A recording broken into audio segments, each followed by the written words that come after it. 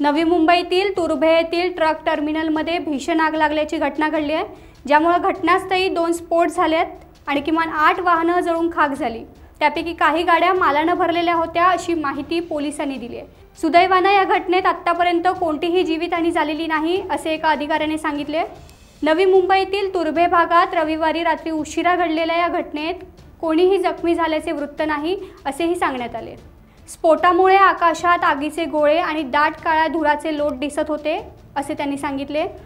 आग विझवण्यासाठी पोलीस आणि अग्निशमन दलाचे अधिकारी घटनास्थळी दाखल झाले। अग्निशमन दलाचे काम अजूनही सुरू आहे असे अधिकाऱ्यांनी सांगितले।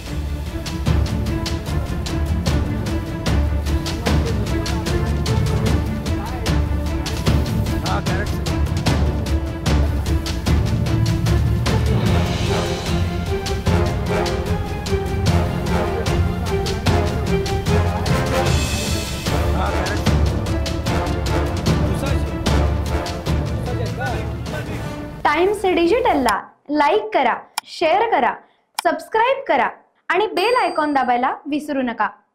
Times digital.